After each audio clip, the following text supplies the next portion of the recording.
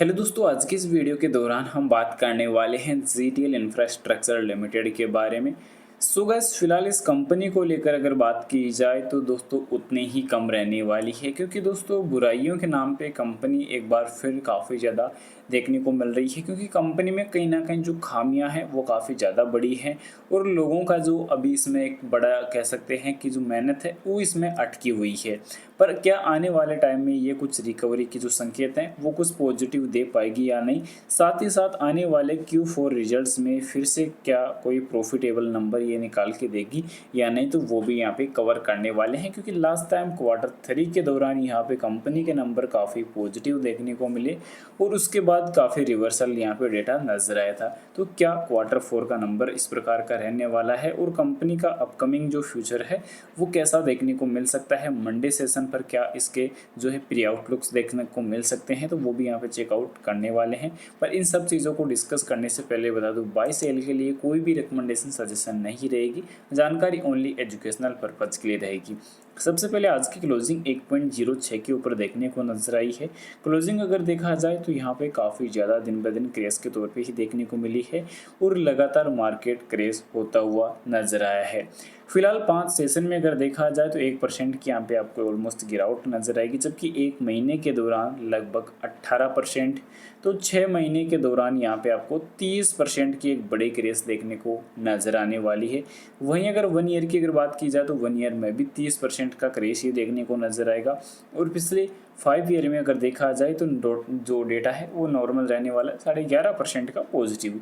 अब मेन चीज़ निकल के आ रही है कि आज के सेशन के लिए जो वॉल्यूम है वो कैसी है और कंपनी का जो अभी उतार चढ़ाव है वो भी काफ़ी ज़्यादा यहाँ पे इम्पोर्टेंट निकल के आ रहा है। क्योंकि आज वॉल्यूम 4 करोड़ की निकल के आई है। सर्किट लिमिट अगर देखा जाए तो यहाँ पे कंपनी का सर्किट लिमिट आपको 20 का देखने को नज़र आएगा। और वहीं अगर हम बात करें कंपनी के डिलीवरी के रिगार्डिंग, तो कंपनी की आज के लिए जो डिलीवरी निवेशकों ने ली है वो 40.27%। अब भारतीय बाज़ारों के लिए अगर हम बात करें तो भारतीय बाज़ार आज फिर यहाँ पे जो क्रेश होते हुए नजर आए हैं वो काफ़ी ज़्यादा देखने को मिले हैं, जो 2.06% के साथ यहाँ पे गिरावट के साथ क्लोजिंग हुई है। यानी 488 अंकों की निफ्टी 50 पर यहाँ पे गिरावट के साथ क्लोजिंग देखने को मिली।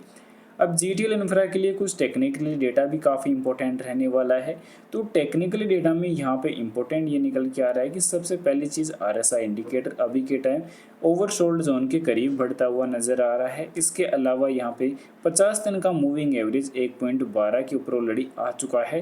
वहीं अगर हम बात करें 200 दिन के मूविंग एवरेज के लिए, तो वो 1.41 के ऊपर कारोबार करता हुआ नजर आ रहा है, जो आप चेकआउट कर ही सकते हैं। अब कंपनी का जो ट्रेंड है वो काफ़ी ज़्यादा बेरिश देखने को मिल रहा है और काफ़ी बड़े उतार चढ़ाव भी और काफ़ी बड़े थ्रेट भी इसमें देखने को नजर आए। 5 बड़े थ्रेट इस कंपनी के अंदर देखने को मिल रहे हैं, 3 बड़ी कमजोरी हैं। यानी कंपनी के लिए कमजोरियों का और अलर्ट मोड हमेशा जारी ही रहता है। अब यहाँ पे देखने को मिला लास्ट टाइम कि यहाँ पे प्रमोटर्स की होल्डिंग, जो प्रमोटर्स के पास गिरवी जो शेयर थे वो कंपनी ने छुड़ा लिए हैं। साथ ही साथ एफआई की होल्डिंग इंक्रीज हुई है, पर यहाँ पे डीआई और इंस्टीट्यूशनल इन्वेस्टर फिर से भागते हुए नजर आए, जबकि पब्लिक होल्डिंग फिर इंक्रीज हुई है। पब्लिक होल्डिंग बढ़ना ये भी एक कहीं ना कहीं खतरे से खाली नहीं होता, क्योंकि जब पब्लिक होल्डिंग बढ़ रही हो और बाकी जो इन्वेस्टर जो प्रमोटर्स पब्लिक जो एफआई डीआई के होल्डर अगर भाग रहे हैं, तो फिर कहीं ना कहीं रिस्क जोन बढ़ता हुआ ही नजर आएगा।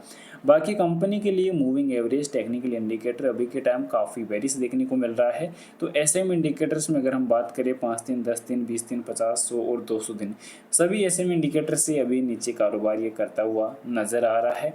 यानी रेड साइन अभी भी इसमें जारी देखने को मिल रहा है।